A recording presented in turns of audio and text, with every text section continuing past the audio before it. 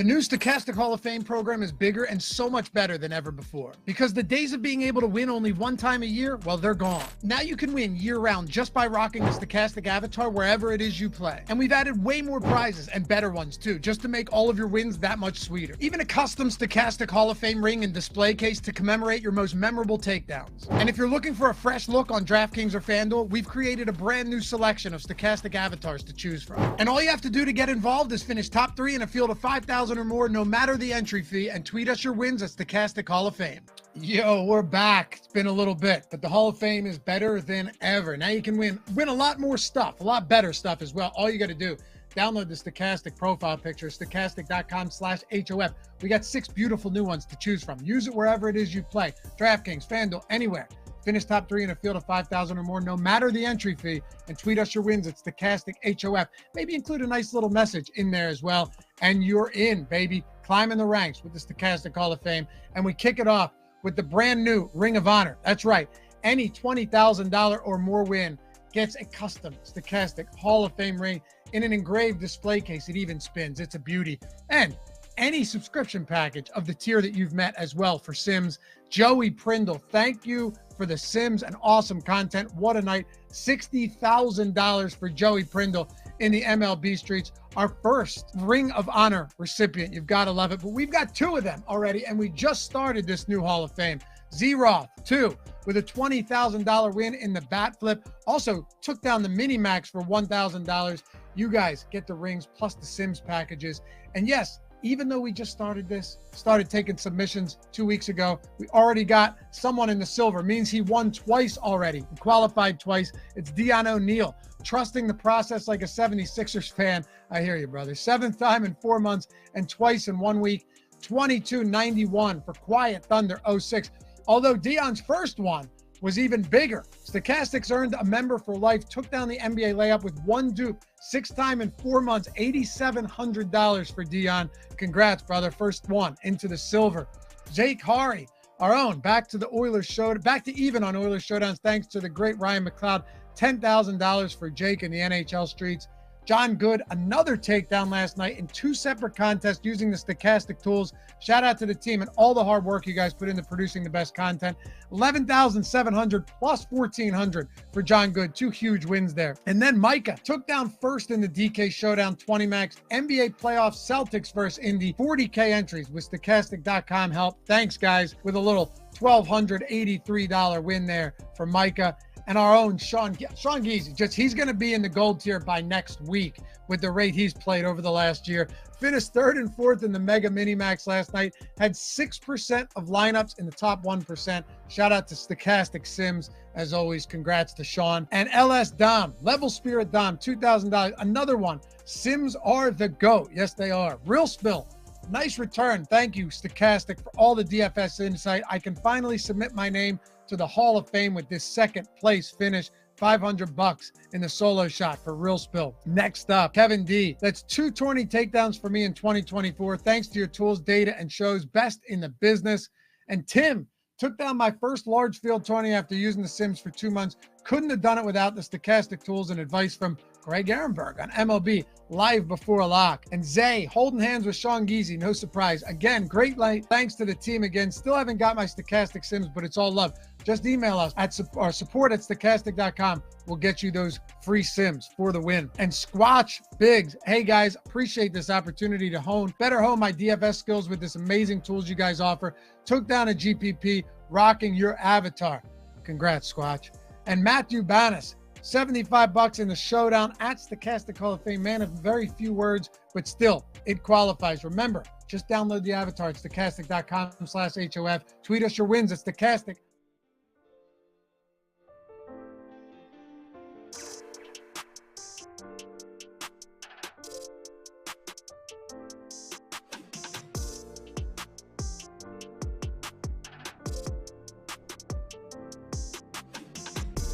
Faster. What is happening, guys, and welcome to MLB Live Before Lock, where Eric and I sit here patiently waiting to start talking about baseball, and Jordan Klein is mean and won't let us because he has to play his Hall of Fame segment that he went ahead and he put all this time into editing and animating and whatnot. but it's cool. We got MLB live before lock. Now we've also got a cool deal over at Underdog. If you guys want to sign up, use the link that we have below in the YouTube description box. If you guys are a new customer or an existing customer over at Underdog, they've got a free square today. Over 0.5 points for Caitlin Clark. This has been all the rage as of late. Like, I can't believe the amount of people that have been talking about, tweeting about, TV shows about the women's NBA this year, the W, as some people are calling it. But yeah, it's blowing up in popularity. And as a result, Underdog today has got over under 0.5 points for Caitlin Clark. So if you guys are playing on Underdog, take advantage of it. If you guys are not playing on Underdog, sign up. Use the link below. You get a deposit bonus of up to $250. And then you got some free money in your pocket. You get some more free money taking advantage of that Caitlin Clark free square. Let's go take advantage of it. And Jordan, thank you for showing that graphic there on screen. If you guys haven't done yet, like the video, subscribe to the YouTube channel. Eric, what is happening today? What is happening? The Yankees, they made the life difficult. Yanner Diaz not in the lineup. That's a little bit frustrating. Yeah, I'd just say that getting ready to rock. I mean, for a 6-game slate, we have had some interesting lineups roll out here and there. We've got pretty condensed totals around the entire spot. I mean, we've got my Minnesota Twins rocking a 5+ total, implied total, but that's about it. I think it's a fun 6-gamer. Looking forward to this slate, and yeah, just dive in, I suppose. Yeah, just a 6-gamer. So we will right away kick off by talking about some of these pitching options that we have here, Eric. And one of them is going to be extremely popular. So I think we should have a separate conversation about one man, Dylan Cease, who has been outstanding this year in his first season with the San Diego Padres. He's been especially spectacular from a DFS standpoint. Also, something that's kind of funny is that there have been rumors that the San Diego Padres and the Chicago White Sox are in talks with a trade that could be focused around Garrett Crochet, which we've already seen them make one trade. And by the way, this is like an actual rumor, not one of these bust for only this afternoon sorts of deals. We saw that because he got his Twitter account hacked. Yeah. But yeah, so far, the former White Sox pitchers had a really nice bounce back season in San Diego, because just a couple of years ago, Dylan Cease was a Cy Young candidate. And then last year in 2023, had probably his worst full season as a professional, but really big bounce back this year. 3.51 ERA, 3.29 expected ERA, strikeout rate north of 30%. So he's been great. He's got a great matchup against the Oakland A's. We got off to a decent start this year and have just really been shitty and terrible ever since. The only question with Dylan Cease, you're playing him in cash games. We have some amount of interest in him in tournaments for sure, but relative to him being about 50% owned by the field on DK, do you like him more than the field, less, or do you think his ownership is about fair?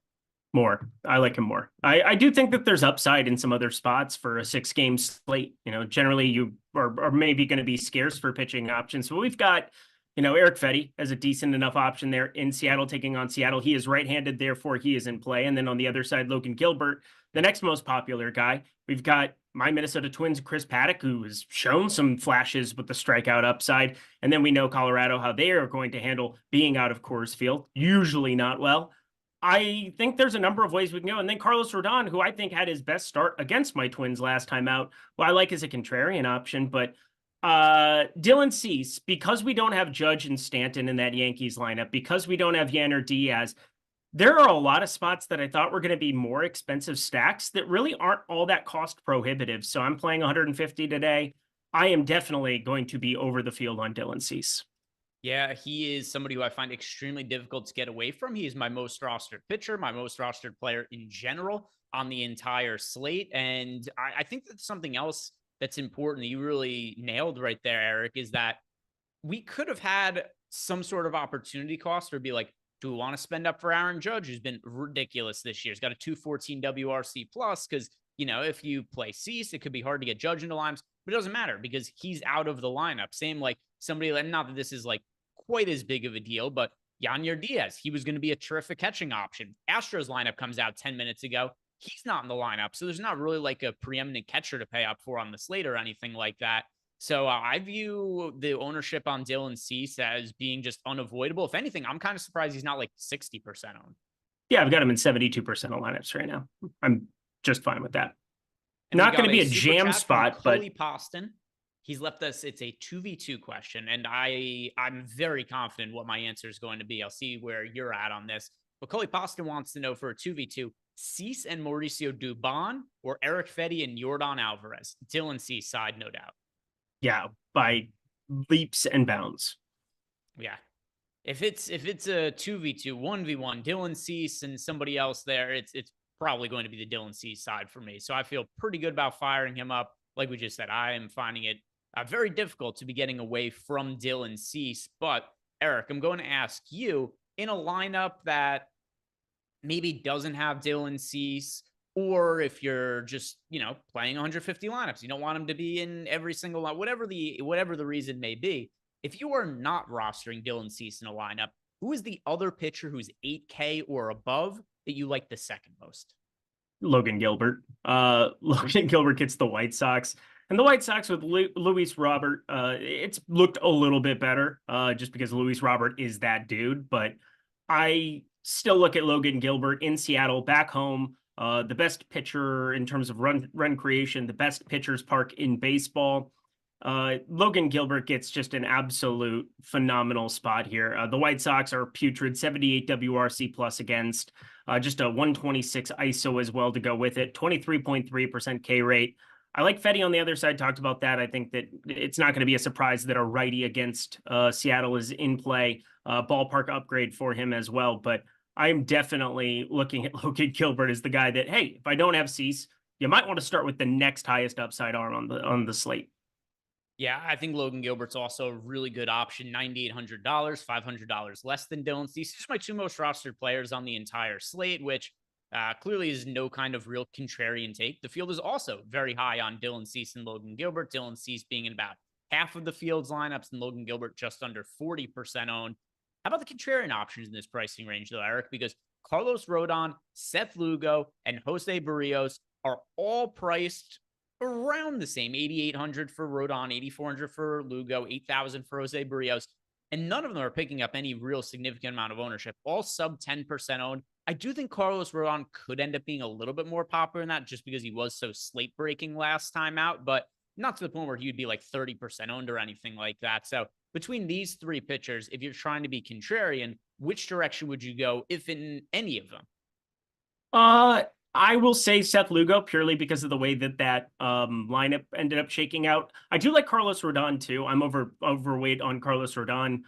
Seth Lugo, 5.6% ownership. It's not like we don't notice that Stanton and Judge are not in that lineup. Might not be a great thing in terms of strikeouts, just because of what is showing up in there. But in terms of run avoidance, it is definitely useful. But Judge, 24.4% strikeout rate. Stanton, 31.7% on the season, that is.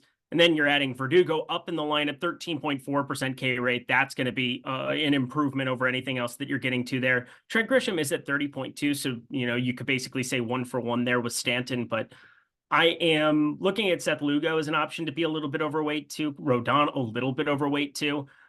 Don't have a ton of Jose Barrios interest considering his right-handed numbers. I mean, we're seeing Milwaukee just absolutely rake against these righties this season. 117 WRC plus, 22.9% K rate is okay there, but you should probably know by now, I'm not a huge stan when it comes to Jose Barrios, and now going to be in a difficult ballpark, difficult matchup here against the Milwaukee Brewers, and the right-handed power that exists in that one looks pretty darn good to me. We got some breaking news here, which it's not like slate breaking or anything, but it matters a little bit. Dylan Moore scratched tonight, who's placed on the paternity list. So they replaced him with a guy who's not in the pool, which sucks. Tyler Locklear, he's not in the pool. I think that's what I just saw from Seattle as the replacement. So that sucks.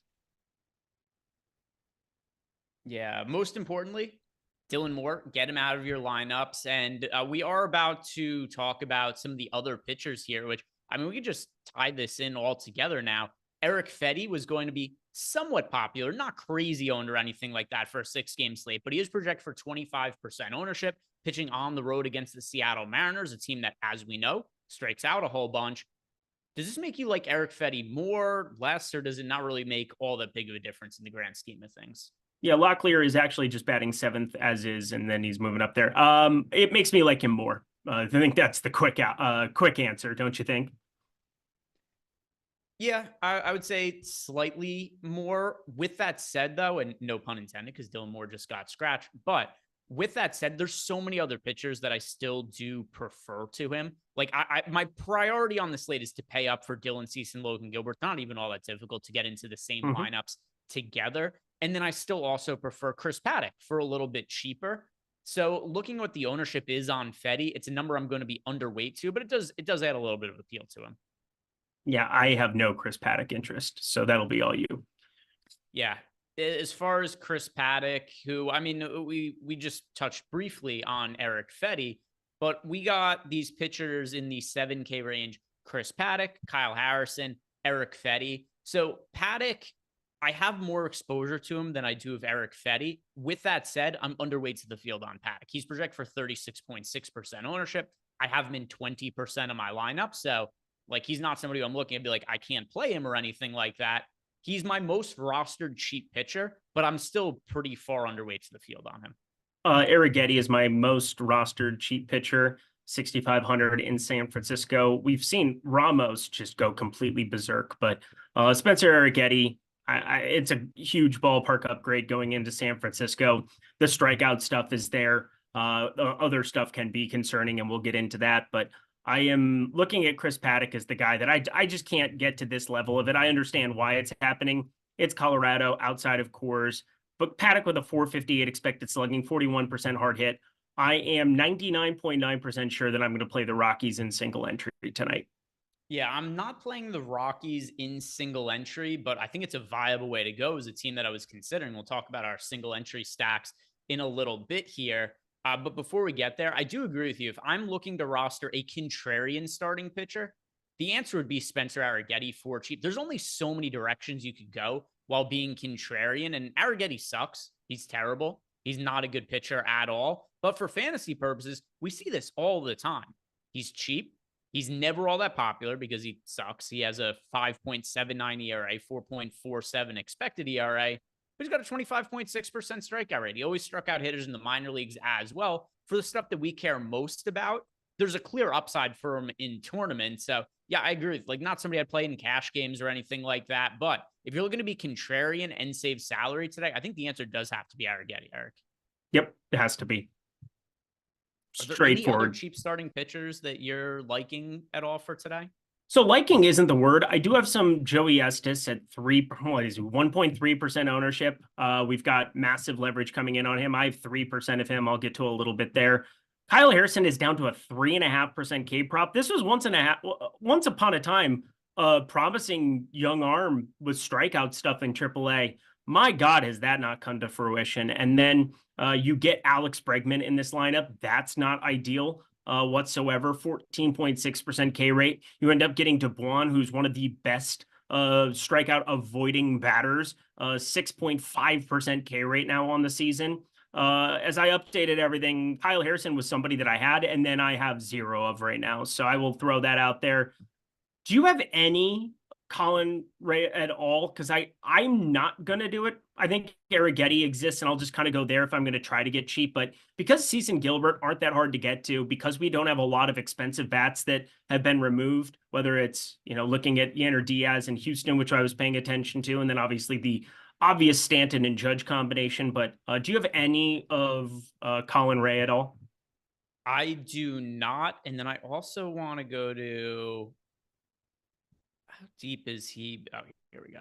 FanGraphs changed their whole outlay. You have to click on everything. I'm just not used to it. Yeah, I got to get used to it too. It's much more difficult.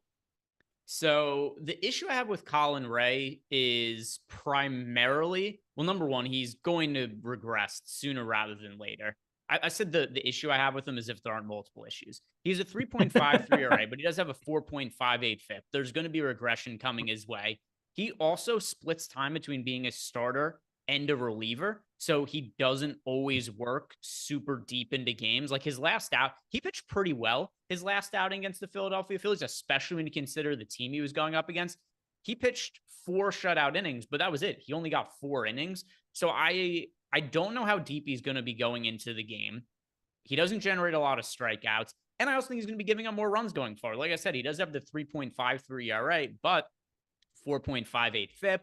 5.56 expected ERA, and he's never been a good pitcher over the course of his entire career. He's only had 1 year in the big leagues we had an ERA under 4.5, and that was the first year he got called up where he only made 6 starts. So I don't think Colin Ray is good at all. And you're also not getting like some crazy cheap salary because of the fact that he's outperformed his peripheral numbers and he does have a lower ERA than what it should be. As a result, Colin Ray, $6,200. I'm not going to pretend it's like expensive or anything like that, but he probably should be even cheaper than that. Yep. 100%. So I gave you the long answer. The easy answer is no Colin Ray. Yeah, I didn't either. I just wanted to talk about him purely because it is a 6-game slate with 12 starting pitchers, and I don't have 2 of them, Ray and no Dakota Hudson. I just see 0 upside to playing Dakota Hudson. I'll try to take shots on Estes. He's the one guy that I'm getting a little bit of, even despite 1.3% ownership, but don't need Ray, don't need Hudson. And yeah, the other 10 pitchers, it's pretty clear cut for me. Get to Season Gilbert, be under on whatever ends up existing for Barrios. What is that, 6%? I guess that's not as egregious as what I thought. I thought he could get pushed to like 10%, 12%, but I am definitely going to be getting to under on Chris Paddock. I think that's kind of my big stand, other than being over on Season Gilbert, which is pretty straightforward, clear cut. I think what I want to do, what it sounds like you want to do too. Shout out to Nate. Nate left a super chat and just said, "Good luck, friends. I also like that his avatar on YouTube. It's Shrek from the movie Shrek." So shout out to Nate. Thank you very much for the nice message there. It is very much appreciated. For everybody else, if you want to support the channel, the easiest way to do it is just like the video, subscribe to the YouTube channel, and also if you want to play using the Stochastic avatar on DraftKings, FanDuel, wherever else you play your DFS, if you do win a tournament or come in the top 3 of a tournament that is at least 5,000 people, tweet at us at the Stochastic HOF Twitter account, and you do get yourself some prizes there. Get yourself a free subscription on the site. So there is no downside to you. We could win some free stuff. So play with the Stochastic avatar if you're going to be playing DFS today, which why wouldn't you be if you're watching the show? Anything else you want to add at the pitchers on DraftKings, Eric? If not, we'll take a look at the FanDuel pitchers. How much Fetty are you getting to? Just a couple of lineups. Nothing really all that significant. Okay. I like stacking against them. Okay, I do too. But I also think this right-handed thing against Seattle is just borderline asinine every single time out. And it makes sense when you have a 27.9% K rate against righties, but Fetty has pitched a little bit over his head this season. I'm contemplating playing him in single entry and then not playing him as much in large field, but I think at the end of the day, I'm probably going to end up being under no matter what. I think I'm just going to end up going Cease Gilbert. As much as I would like to get different at pitcher, if I'm playing Colorado, I think I can just live with that. And shout out to Chris Williams, who gifted out 5 YouTube memberships. I missed that at the top of the show, but Chris, as always, thank you very much. You are a very appreciated member of the YouTube chat and the playback chat when we've got our shows going on over there. Hopefully we get MLB added to playback soon, but in the meantime, we do have the NBA Finals games that we've still been watching over there. Let's look at the pitchers from a FanDuel perspective, Eric. And I mean, this is pretty simple to me. If you're spending up, go to Dylan Cease. If you're spending down, go to Chris Paddock. That's kind of where I'm at. Dylan Cease, that's the clear priority on FanDuel, though. It's so damn hard to get away from Cease and Gilbert with Judge and Stanton out. I will say that. It's just so damn hard. If they had existed, we could have had a conversation about Arrighetti at 8,200. We could have had a conversation about Joey Estes at 7,600. I don't think there's any conversation besides should you play Cease or Gilbert. I think Gilbert, just because he's 600 more, like we have him projected 38.6% next to 20.4%. I could see, depending on what tournament you're playing in, that becoming more on Cease and less on Gilbert. I think Gilbert would be kind of my priority there. We have like a 2.4% difference in top 1%. So if I'm going to embrace the negative leverage with one guy there, while Cease is going to be higher projected, I think Gilbert is kind of a more worthwhile tournament target for FanDuel. I would feel that way if he was less popular, but considering he's also slightly over 20% owned, the field is kind of getting there. He's also $600 more expensive than Cease. It's not to say Gilbert isn't unplayable. I just prefer Cease so much more. I get it. I totally get it. Anything else you want to add about the FanDuel pitchers? I mean, just jam Cease. just jam Cease more than likely, but just trying to make a case for potentially, if you get to the flip and you see 50 Cease, 15 Gilbert, that would feel pretty good. And I think there's a lot of tournaments where that might occur. But for DK purposes, FanDuel, I mean, both sites today, it's just so hard to get away from both of them there. I do have some interest in some White Sox, just as one-offs there. Logan Gilbert does have some righty power that he's given up here at times, and that'll exist here in Seattle where, yeah, it mitigates run creation, but still pretty neutral for the long ball. I think, with some cheap one-offs in like Andrew Vaughn, and then, yeah, Luis Robert against anybody. There's some opportunities to still get to some White Sox. But yeah, Dylan Cease, I'm going to have basically no Oakland on the other side of that one. All right, Jordan, let's fire up the lineup generator. Let's see what lineups we're getting to there. We'll build contrarian lineups. We'll start with DraftKings, and then we will go to FanDuel after that. But let's go, contrarian lineups and see what it is that shows up. Yankees, Mariners. Looks like a lot of Yankees and Mariners. This is fun. We've got a 6-game slate where there's no crazy team that stands out. We do have 5 teams projected for double-digit ownership, but it's not like any of them are 18, 20% or anything like that. We've got the Twins, the Yankees, the Astros, the Blue Jays, the Padres, all projected for 10+% ownership. And of those teams, Minnesota is 14%. But then we have the Yankees. All the other ones that I just mentioned are 10 to 11%. So really, really tightly grouped together. And in our contrarian builds here on the lineup generator, which link below in the YouTube description box, if you guys want to sign up for it, less than $15, we're getting to the Yankees the most, followed by the Twins, then the Mariners, then the Padres, then the Blue Jays. Eric, which team are you personally getting the most exposure to in large field tournaments? And then we'll talk about some single entry builds. The Twins. I'm still going to play them a lot against the Colorado Rockies. Dakota Hudson is terrible. He is horrible. He is no good. He walks everybody under the sun. He doesn't strike anybody out. Decent enough hitting weather. I don't really want to get away from my Twins here. It is, anytime you're seeing somebody's walk rate push their strikeout rate, probably not a great sign. And that's what we have with Dakota Hudson. Adds a 364 xWOBA to the party.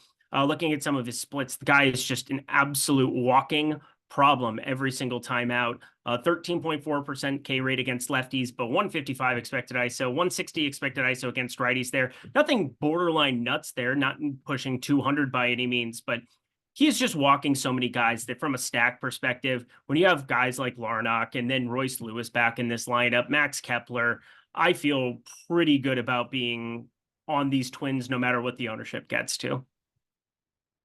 Yeah, I like the Twins a good amount as well. I also really do like the Yankees. So a couple things here.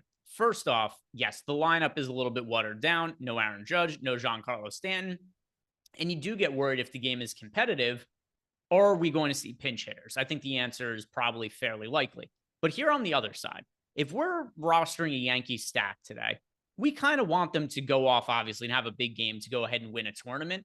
In a day where the Yankees put up 6, 7, 8 runs, where it's going to be what's needed for that stack to win a GPP, they're probably just giving Stanton and Judge the rest of the night off anyway. So if the Yankees have a big game on offense, I think they leave their big guns on the bench, let them keep their day off there. So with that being the case, I really do like the Yankees. We're getting Juan Soto back in the lineup. And then there's so many cheap hitters like Trent Grisham. He has shown real signs of life as of late. He is crazy cheap, hitting in the middle of the order, only $2,200 over on DraftKings. We got LeMahieu hitting in the middle of the order for cheap. So I'm getting more of the Yankees than any other team, Eric. That's not surprising to me. I still like the Yankees. It just obviously sucks considering the best hitter on the planet for the last 2 years, 3 years, basically running, will not be in the lineup, but definitely creates cheap opportunities to get to them, get to more Cease, get to more Gilbert. It's just that you're getting more leverage by playing a Judge there than you are by getting to one of those popular pitchers. Not that, there wouldn't have been paths to getting to both. You do get Soto in there, 384 X ISO. I mean, 384 against righties. That is absurd. And I will throw out there that Seth Lugo's been good this season, but more of his power concerns exist with the right-handed side of the plate. 211 X ISO against, 20.7% K rate against. And then on the left side, 153 X ISO and 106 actual ISO. So Seth Lugo's been better against that platoon side. That's what's frustrating about the Judge Stanton thing, more so than like oh yeah, they're just not in that lineup, and that's frustrating. Like for me, it had more to do with I thought the upside going up against Lugo there would be more pronounced if you had two of the best righties in terms of power in the league thrown into that lineup. Yeah, one thing that is really surprising to me about building contrarian lineups in the lineup generator here, and something that I do disagree with a little bit, is our pitcher exposures. We don't have Dylan Cease as our most rostered pitcher. It's actually Logan Gilbert, then Chris Paddock, then Spencer Arrighetti. So it looks like by building contrarian lineups, and Cease is in a decent amount of lineups as well, just not as much as those other pitchers. We still have Cease in about 40% of these lineups. I don't love the opportunity cost of not playing Dylan Cease. I understand that just based on ownership, if you're going to build lineups that are lesser owned, the easiest way to have those lineups be less owned is to be underweight to the player who's the most popular. But I'm personally not going to be getting away from Dylan Cease. But Yankees lineups here: Soto, our most rostered hitter, followed by Volpe, Gleyber Torres, Trent Grisham up there as well. So yeah, I'm liking the Yankees a good amount. For single entry though, Eric, which team you're going to stack in single entry tournaments? Colorado Rockies. Here we go. I think Chris Paddock is terrible. I don't find him to be all that appealing whatsoever, and the field does. This is partial leverage, but Chris Paddock with a 458 expected slugging, 41% hard hit, and a 10% barrel percentage, only a 21.3% K rate. And sure, if you go into the box scores and you look at some game logs, you're going to see games where there are a crazy amount of strikeouts. He had 7 against the Yankees. He had 6 against Cleveland, which is always impressive. He had 10 against the White Sox, which shouldn't surprise anybody. He had 10 against the Mariners. A righty shouldn't surprise anybody. But against some of these like bottom rung tier teams, he's still not exactly limiting a lot of the power. I mean, he's given up, 11 homers now on the season. I think there's still some pretty decent upside with some of these Colorado bats, specifically Ryan McMahon, Charlie Blackmon, getting to some of the lefties in the platoon. Happy to be doing that. I just think Chris Paddock's pulling way too much ownership, and people are way too confident in him for a guy who's only striking out lefties at a 17.7% clip. And sure, we're getting only 2 real noticeable ones. Taglia is going to be, somebody that can flip around from the other side, but I am very much here for getting to Colorado today. Yeah, I'd like Colorado in large field tournaments. For single entry, like you make a case for them based on Paddock being super, super popular. I think he's overowned. I did say that Chris Paddock is my most rostered cheap pitcher, but still that has me with 20% and that's less than what the field has. So the way that I am going to be playing single entry, Eric, is I'm stacking the Toronto Blue Jays against Colin Ray. If we do look at the ownership for the top stacks, we do have the Toronto Blue Jays. Of all the teams that are projected for north of 10% ownership, they are pulling the least amount of ownership of all those teams. And also, Colin Ray is my least favorite starting pitcher. Of all of the teams that are picking up some amount of ownership, I think Colin Ray is the worst starting pitcher of all of them. I do think in single entry, we're going to see the field geared more towards the Minnesota Twins than the New York Yankees. So I'm hoping that the Toronto ownership is a little bit lower in single entry than it's going to be in large field tournaments. And also, like I said, Colin Ray before, 3.53 ERA, but 5.56 expected ERA. He also has a 4.58 FIP. For his career, he is a 13.6% home run to fly ball rate. This is a guy who, when balls are hit in the air against him, they do lead to home runs at an above average clip. So I'm going to be going to the Toronto Blue Jays. It's also very easy to stack the Blue Jays with both Gilbert as well as Dylan Cease. Yep, with you. I like Toronto as a stack. They're one of my 3 highest owned. I've got the Minnesota Twins, I've got the Yankees, and then I've got them. Colorado is going to be my single entry stack for sure. Colorado getting to a little bit of, but yeah, Toronto, I bet the over of this game. Can't believe it went from 8.5 to 8 for whatever it's worth. I know that the juice ended up being, like I said, in the minus 105 range there still, but I am with you. This is a Toronto team that should be set to launch. I'm a little bit worried about specific batters that exist in this lineup, specifically what's his face? The guy batting second here for Toronto, Spencer Horwitz. He didn't hit a ton of homers. He somehow has the shortest odds of any Toronto Blue Jay to homer, partially because Colin Ray just gives up lefty power. That's kind of his thing, but there aren't a ton of lefties that you have to be that concerned about. Spencer Horwitz, Daniel Vogelbach, Dalton Varsho. Those are basically your 3 there. Alejandro Kirk's been terrible this season. Toronto, I'm still going to be getting to some of these righties. I do think Ray is terrible. So I'm with you. I'm going to probably be rocking with about 13-14% Toronto when it's all said and done. I mean, Minnesota, I'm getting well over the field still. Yankees well over the field. This one, not crazy jam for a 6-game slate. Yeah, I think in single entry tournaments, the field is mostly going to be stacking the Twins and the Yankees, and then every other team a little bit less popular than what they are in large field tournaments. So I don't love any of the crazy contrarian offenses. I know you mentioned Colorado you're going to there.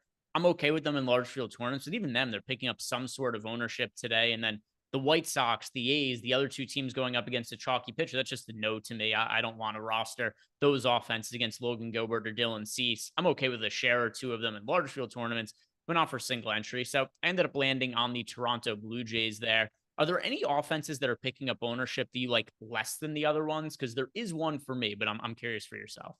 I'll pull up here what I'm not getting to as much.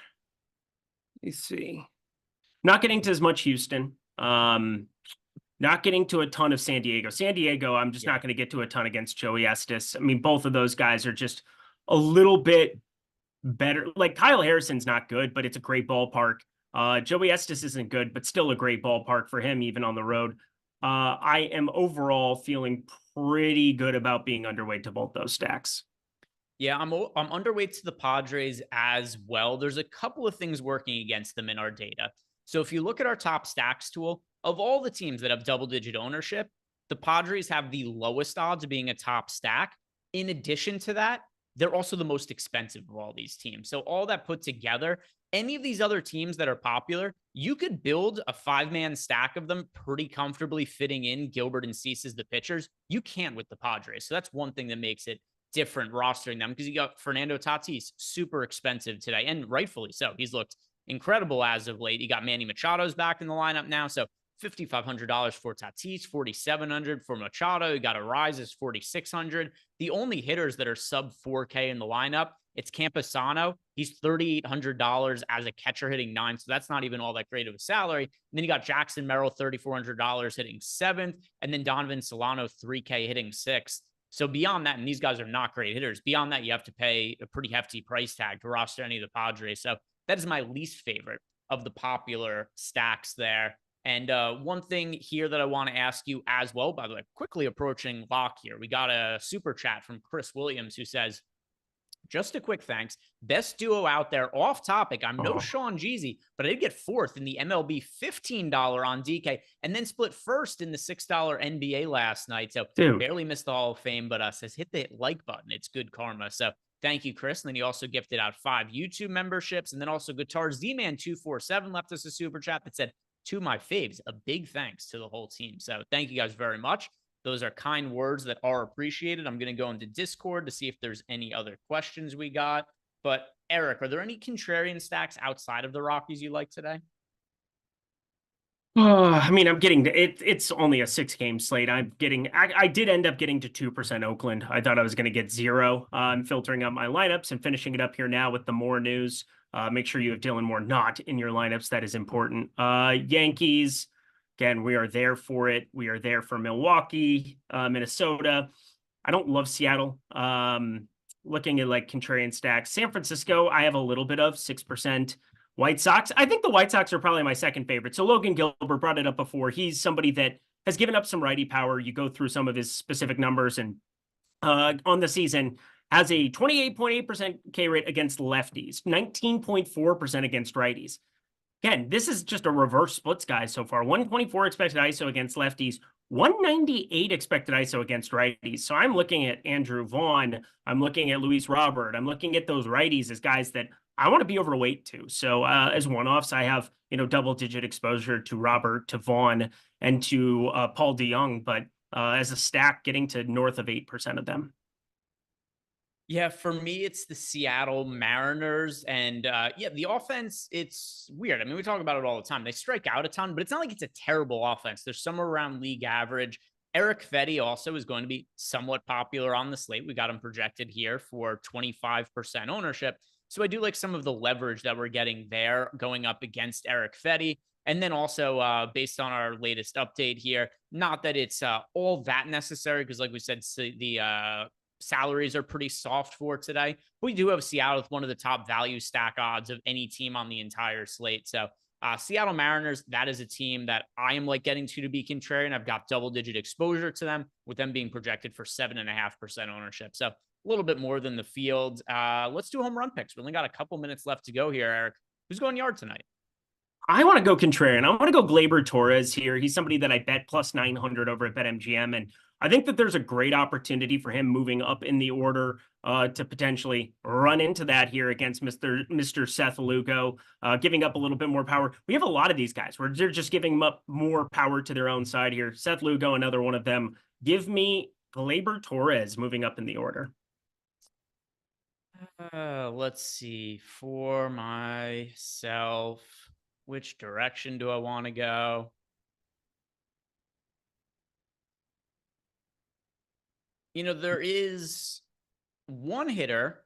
No, I'm not going to go that. Not going to not going to do it. I'll stick with the Yankees, though. DJ LeMahieu. I'll go with also not the most likely hitter to homer or anything like that, but I like the value on the Yankees. We talked about him before being a team that we like. I was considering saying Trent Grisham, but he's going to be so popular today that I was like, I don't want to do him as my home run pick. Go with a different Yankee. I'll go with DJ LeMahieu. Eric went with Gleyber Torres there. And then from the chat, we've got Charles Moran saying Davis Schneider. Francisco Rubio is going Jerickson. Perfor's like 4th in the NL in WRC Plus or something like that, which is fairly insane. Andy Melman's got Helio Ramos. We've got David Porter going with Paul DeYoung. Anthony Harris has got Fernando Tatis. Chad Rock going with Juan Soto coming back from his injury. Then we've got Malokar going with Locklear. Reg Kell is also going with Helio Ramos. We've got Wookie23 saying Keston Hiura. Keston Hiura, remember back in the day when he was like the best middle infield prospect in baseball, and he came up to the big leagues and I have an incredible Keston Hiura story. Can I tell you a story about Keston Hiura? What's that? Do we have time? Can I give you a Keston Hiura story quick?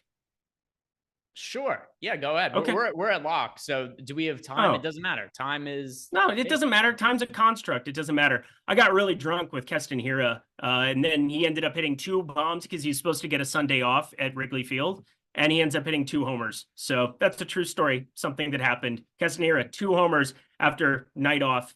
Good times. Why are we doing that? Why are we doing that? Doing what? Why am I... Why are we doing what? Did I miss something? It's probably Jordan's home run pick tonight, if I had to guess. Goodbye. Let's see. I accidentally hit the off button on Zoom while we were in this show, and then my camera turned off, and now Jordan Klein just feels like being mean to me all the time. Yeah, I'm looking for Jordan's home run pick. Yeah, hey, look, Keston Hiura isn't even not even playing today, but anyway, Jordan's going Keston Hiura as his home run pick of the day. Guys, thank you very much for watching. If you've not done yet, like the video, subscribe to the YouTube channel. We appreciate you guys a whole bunch for watching. Stick around. Tomorrow, there's going to be a promo that starts for the PGA, for our PGA Tools US Open this week. So not going to tell you what it is, but there's going to be something tomorrow. I think it's going to be pretty fun. So catch out all of our content tomorrow. See you guys then. Have a great night.